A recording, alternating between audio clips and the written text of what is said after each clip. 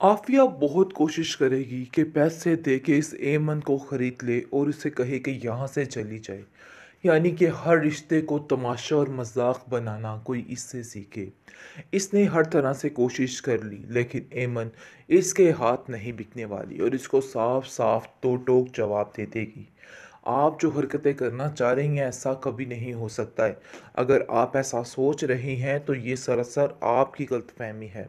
और आप देखेंगे कि राहिम कहता है कि मुझे पता है कि अगर तुम्हारे दिमाग में कुछ गलत डाला गया है तो सिर्फ़ और सिर्फ ये आफिया मैडम ने डाला है, इसके अलावा और कुछ भी ऐसा नहीं कर सकता है। और ये बात मैं बड़े अच्छे तरीके से जानता हूँ। लेकिन शेरोज़ आफिया को कॉल करके कहता है कि इसको किसी तरीके से इसका दिमाग ठीक मत होने दीजिएगा, क्योंकि जिस दिन इसका दिमाग ठीक हो गया तो समझिए सब कुछ तबाह होकर रह जाएगा। राहिम इसको यहाँ पर लाकर एक बड़ी गलती भी करती है, क्योंकि आफिया इसको सुकून से जीने नहीं देगी बल्कि इसका तमाशा बनाकर ही रखेगी और इसको जलील करने की ही कोशिश करेगी। ये बात राहिम नहीं जानता है कि इसके साथ क्या कुछ हो सकता है। खैर आप देखेंगे कि ऊट पटांग बातें करके इमन का दिमाग ख़राब करती रहती है और कहती है कि तुम अपने बाप के साथ बिल्कुल भी अच्छा नहीं किया है।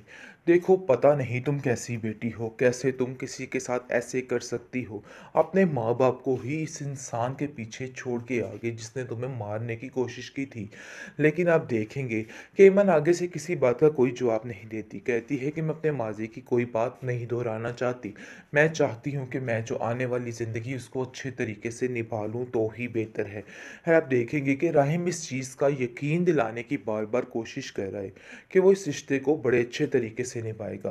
लेकिन अम्मे इमन जो है वो इन बातों पे यकीन नहीं कर रही और उसकी हर बात को गलत ही तस्वर कर रही है। नहीं है।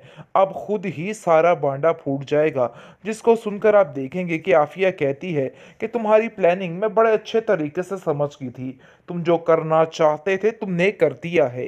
लेकिन याद रखना, मेरे बेटे पर अगर कोई आंच आई तो मैं कभी भी ये चीज़ बर्दाश्त नहीं करूंगी और आप लोगों को कभी चैन सुकून से नहीं रहने दूंगी।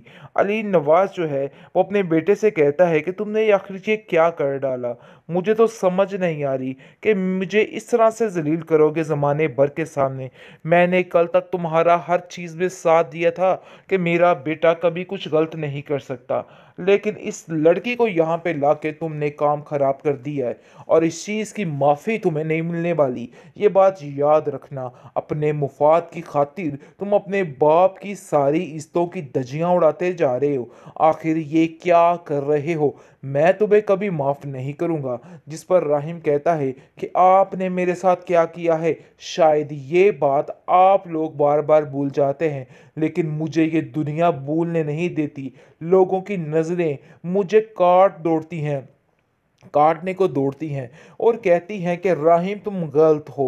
लेकिन मैं ये साबित करके दिखाऊंगा कि मैंने कुछ भी गलत नहीं किया। ये सारा कुछ आप लोगों का किया धरा है जो मेरे ऊपर आ रहा है। लेकिन मज़ीद अब कुछ नहीं होगा। मज़ीद मैं अपने ऊपर कोई इल्ज़ाम बर्दाश्त नहीं करूंगा। अब सबके सामने लाऊंगा कि आप लोगों के असली चेहरे क्या हैं। आपके बेटे ने जो किया है सबके सामने आकर ही रहेगा। अब मुझे किसी बात की कोई भी परवाह नहीं है। चाहे आप जो मर्ज़ी कर लें, मुझे किसी की कोई टेंशन नहीं रही। बस अब मैं अपनी करूँगा और अपनी ही सुनाऊँगा। और वैसे भी मैंने ऐमन से शादी उसके सच उगलवाने के लिए नहीं की, बल्कि उसको दुनिया की नज़रों से बचाने के लिए की है। ड्रामा से उलझ के जनों के इस एपिसोड में आप देखेंगे कि एमन के बाप अब बिल्कुल अपने बेटे को दिल से उतार चुका है और कहता है कि कोई भी उस लड़की का जिक्र इस घर में नहीं करेगा। उसने शादी करके बहुत ही गलत किया है और मैं कभी भी इसको इस चीज़ के लिए माफ़ नहीं करूँगा। और शादी भी किससे की, अपने ही दुश्मन से। आखिर वो मुझे इतना हल्का कैसे ले सकती है, कैसे मेरे साथ ऐसा कर सकती है। लेकिन दूसरी तरफ आप देखेंगे कि राहिम भी सुकून से नहीं है। जैसा कि उसकी शादी हो चुकी है एमन के साथ और उसके दिल में सिर्फ और सिर्फ बेचैनियां, एक डर और एक खौफ है, इसके अलावा और कुछ भी नहीं है। लेकिन जैसे ही आप देखेंगे कि आफिया बेगम को इन सारी बातों की बिनक पड़ती है और उसको पता चल जाता है कि आखिर ये उसके बेटे ने क्या कर दिया, तो वो राहिम से कहती है कि राहिम तुम अपने बचने के लिए इस हद तक गिर जाओगे मैं तो सोच भी नहीं सकती थी। तुमने सिर्फ और सिर्फ उसका सहारा लिया है ताकि तुम बच सको। आखिरकार आफिया अपना जहर गलना शुरू कर देती है और कहती है कि मुझे तुम पर पूरा पूरा यकीन है कि जमाल को तुमने ही अंदर करवाया है और सारी गेम तुम ही चला रहे हो। खैर, अब देखेंगे कि बहुत जल्द ठीक हो जाएगा एमन का बाप एमन के साथ, जब उसको अंदाज़ा होगा कि उसकी बेटी बहुत खुश है राहिम के साथ, क्योंकि अभी वो लोग राहिम को अच्छे तरीके से नहीं जानते। लेकिन एमन की माँ के दिल गवाही देता है कि नहीं, राहिम उसके लिए बहुत ही सूटेबल लड़का है और बहुत अच्छा लड़का है। जमाल के साथ जो उसकी शादी नहीं हुई बहुत ही अच्छा हुआ, क्योंकि उसके साथ शादी करके वो कभी भी खुश ना रह पाती। लेकिन दूसरी तरफ राहिम बार बार एक ही बात कह रहा है, मेरा कोई भी बुरा मकसद नहीं है।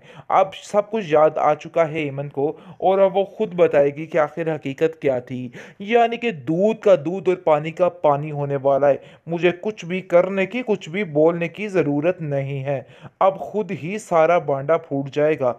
जिसको सुनकर आप देखेंगे कि आफिया कहती है कि तुम्हारी प्लानिंग मैं बड़े अच्छे तरीके से समझ गई थी। तुम जो करना चाहते थे तुमने कर दिया है, लेकिन याद रखना, मेरे बेटे पर अगर कोई आंच आई तो मैं कभी भी ये चीज़ बर्दाश्त नहीं करूंगी और आप लोगों को कभी चैन सुकून से नहीं रहने दूंगी। अली नवाज जो है वो अपने बेटे से कहता है कि तुमने ये आखिर ये क्या कर डाला। मुझे तो समझ नहीं आ रही कि मुझे इस तरह से जलील करोगे ज़माने भर के सामने।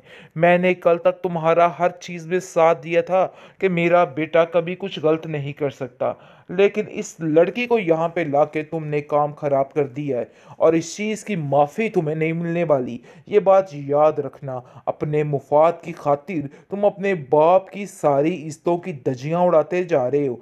आखिर ये क्या कर रहे हो? मैं तुम्हें कभी माफ़ नहीं करूँगा। जिस पर राहिम कहता है कि आपने मेरे साथ क्या किया है, शायद ये बात आप लोग बार बार भूल जाते हैं, लेकिन मुझे ये दुनिया भूलने नहीं देती। लोगों की नज़रें मुझे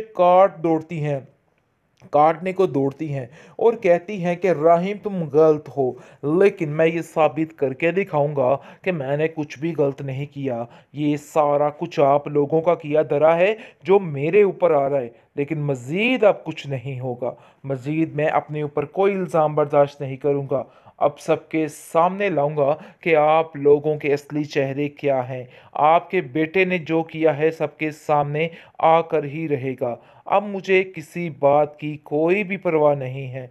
चाहे आप जो मर्ज़ी कर लें, मुझे किसी की कोई टेंशन नहीं रही। बस अब मैं अपनी करूँगा और अपनी ही सुनाऊँगा। और वैसे भी मैंने ऐमन से शादी उसके सच उगलवाने के लिए नहीं की, बल्कि उसको दुनिया की नज़रों से बचाने के लिए की है।